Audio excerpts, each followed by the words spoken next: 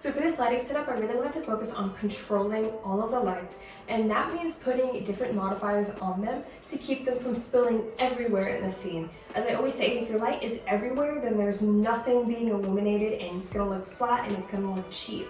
We want this bottle to feel very elegant and premium. Even though it's in a plastic bottle, we've given it an amber glow and a flushed finish, and it looks almost like it's glass. So how do we do this? Well, for starters, in the very front, we have our Godox SL60W with a spotlight modifier on it. And this is only putting light on the product label. I didn't want light on the whole entire side of the bottle because it would take away from that moody depth I'm trying to accomplish. So that modifier was perfect for this situation. Then we have the Aperture 300X, which is coming in and casting a really nice light bounce right here, which is helping to not only shape the product, but it's also giving us a lens flare in the corner here, which looks very premium. Then we have the Godox FV150 in this backside, and this is backlighting the product, giving us this golden hue right in the corner here, and also helping to illuminate within the bottle. And for the backdrop, we have a Godox FV150 again, and this is only on like 10% power, just enough power to give us this ombre on the backdrop here. What I love about this is because we have a lens flare coming in from the top corner, our light is coming in from the bottom corner. So we have these intersecting lines that are completely parallel to each other, which is helping the image to feel more balanced. If we had all the light coming in on one side, it might end up looking a little flat and a little dull. This is helping to add a 3D pop to the product, which is also going to help enhance the texture that we're about to pour on this. And finally, we have whiteboards in the front here, which is just helping to bounce all of this light from our studio from here back onto the product, which is why we have this white piece right here in the front over the label. If that wasn't there, we wouldn't be able to see the label at all. So now let's jump into the shot. So a quick rundown of the 4K settings for this shot. Our shutter speed is 1/125, the f-stop is 5.6, and the ISO is 200. I'm purposely keeping that f-stop a little low because there is quite a bit of dust sticking to these bottles that I would like to hide as much as possible. So giving some blur to the image really helps do that. So I just ran the clip back and it looks phenomenal. And something I did before shooting is I poured it in a glass cup, which just helped me have more control over the scene. I was able to hold this better than a plastic bottle that held the oil before. So little things like this that are just simple but make your life easier can really contribute to the overall final quality and output of the project.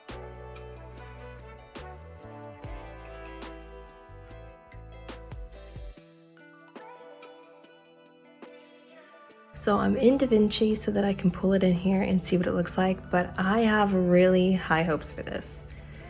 Zoom in just a bit. And if it's not perfectly spinning center, that's okay, that's a very easy fix. So I start and miss right away, but that's okay. Oh, that's awesome. One take. So this is an insanely fun and wild lighting set design. I did not know what the heck I was doing when I got into this. I set the product up and I started setting up each light one at a time. Every light has a specific purpose, which is why I knew where to roughly put them. So starting with the Godox FV150, this has a spotlight modifier on it, and this is shining directly into the product. All it's doing is giving us a golden hue inside the bottle. Then the next light I set up is the backlight against the wall. This one is also an FV150 and it's only on 6% power, which gives us just enough glow to separate the product from the background when we get towards the top of the bottle. Next, we added in our Aperture 300X with a sheet of diffuser paper in front of it. This adds a nice glow to the front rim of the product. It also illuminates the label and the top side very nicely and creates this really nice and kind of dramatic shadow along the back wall that I am head over heels for. Lastly, we have our Godox SL60W with a modifier on it, and this is purely lighting the label in the front of the product so you can see everything that's going on. Next, we have a whiteboard at the top here, and this is giving us a very clean label. If that wasn't there, this would look a bit more dark and muddled. So it's just bouncing excess light back into it. And then this board up here is also adding light back to the top so we can see that gold really nicely. So I have popped the footage into DaVinci so I could review it. I did a little movement to it so I could see what it might look like. And oh my gosh, it looks very juicy.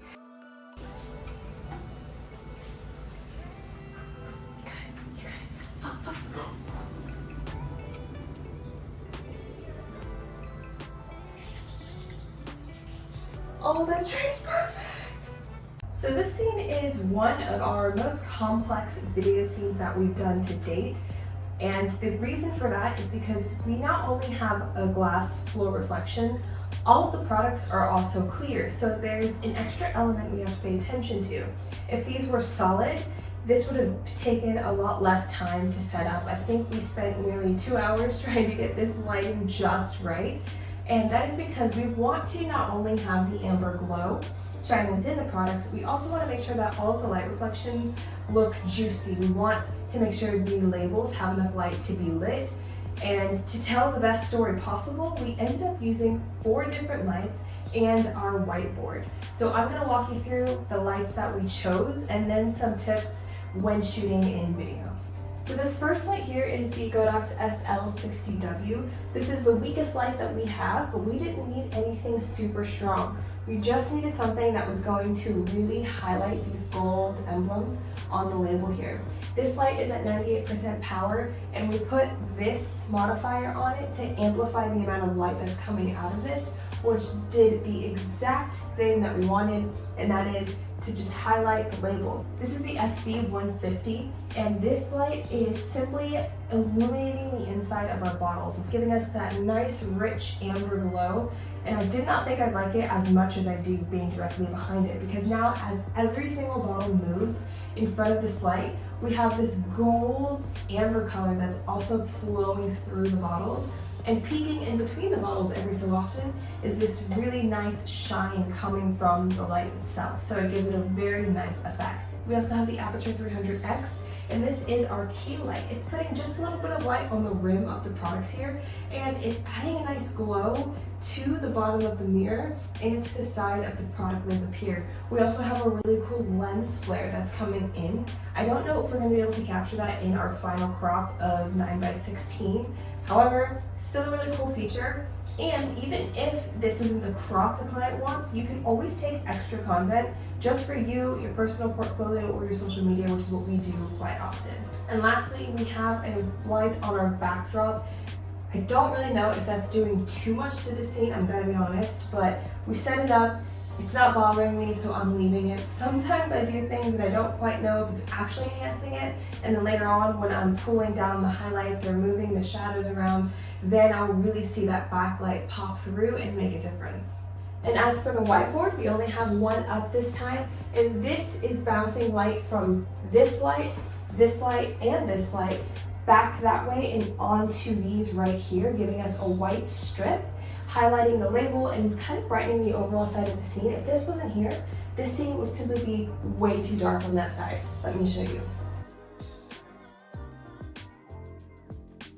So in this jungle of lights we have here, we have none of our lights bumped up to full blast. A lot of photographers forget that their equipment is customizable. Not only can you move it up and down, left and right, closer to the product, further back from the product, you can also increase and decrease its brightness. For example, this light here is only at 13%, and this one right here is also at 13%.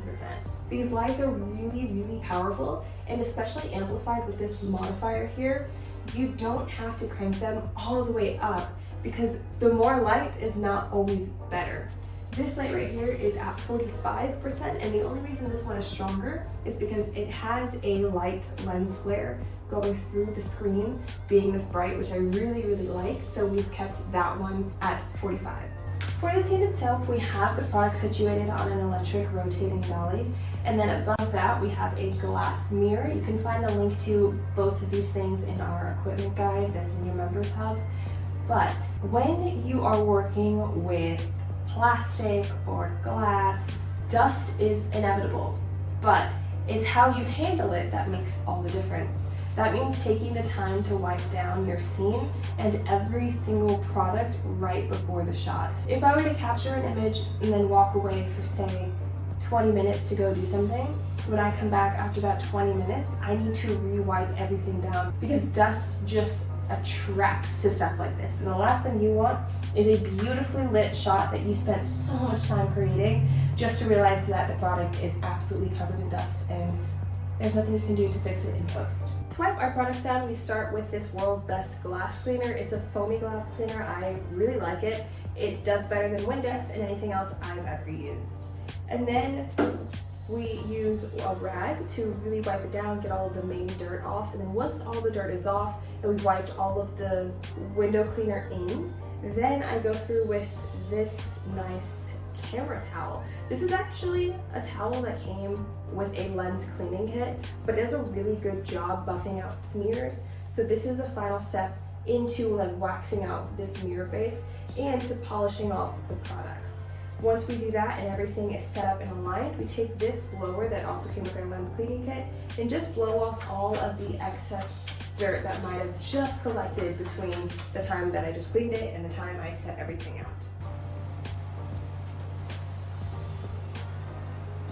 So this rotating dolly we have comes with a remote, which makes it so handy. And see how it's going too fast? You can just simply slow it down. And then you don't have to worry about converting any footage to slow-mo because it's already spinning super slow.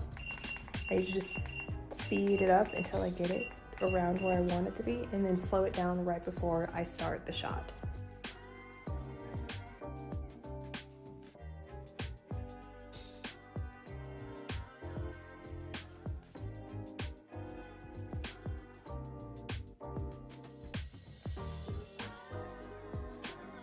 When you're on set, you should always be maximizing your time wisely.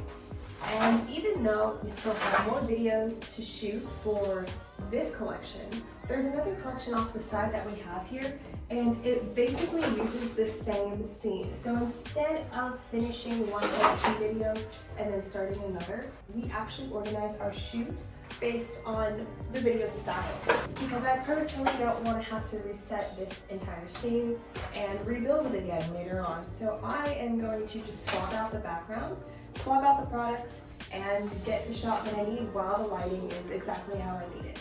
One of my personal favorite shots is when the products are all lined up at different depths, and then when it spins into frame, you have focus of one product with blurred products in the front and in the back. We just did this exact style for another one of their products, but now we're going to recreate it with these adorable glass bottles. So the first thing I do is I set these up as if I was taking a picture. I add this one product in the center, and then I'm going to stagger the other products around it. Something fun you can do is to enhance this effect. You can pick the label that stands out the most. So for example, these labels are all a dark brown. We have one red label, and we have this one tan label. I want this tan label to be the one that stands out because it already is so different from the majority of the other bottles. So I'm giving it a good wipe down and then placing it in the scene. So after looking at the first set of footage, I had to do a bit of re-evaluating. I wasn't liking how the light was hitting and the reflections that we had on the lids.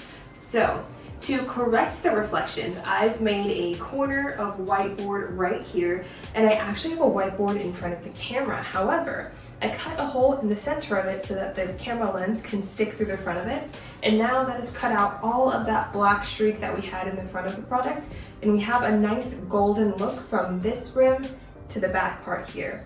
Now I've added more of a backlight so they glow on the inside, and I have removed the light that's in this top corner from shining here because it was just too bright overall. I want there to be dark parts in the image because if the whole thing is bright, it just loses the total vibe, and the vibe is what makes the video. So I've kept my settings exactly the same for all of these rotating shots so far. If I pop into the menu, you can see I'm shooting on 4K, 24p 100M, and then when we go back, you can see my shutter speed is 1/125. 1/50 would be double the frame rate, and we love using that when filming with people. That way our videos have a realistic movement to them, but we want this video to look better than the human eye, which is why I went with 1/125. The f-stop is 5.6 because I wanted the middle product to be in focus, And these outer ones, I really wanted to have a nice blurring effect on that, and that is how I accomplished it. And as for the ISO, I always try to keep this as low as possible. Thankfully, I have plenty of lighting to fill this scene, so I was able to keep my ISO at 200. So now that these are exactly lined up how I want the shot to be, I'm gonna go ahead, press play, and I'm gonna let them rotate around, and when they start to get back to how I had it, I'm going to hit record and slow down the speed of the spin. So now I'm gonna work on getting this to spin slower, and then record a few seconds early, that way I can give myself some nice buffer room.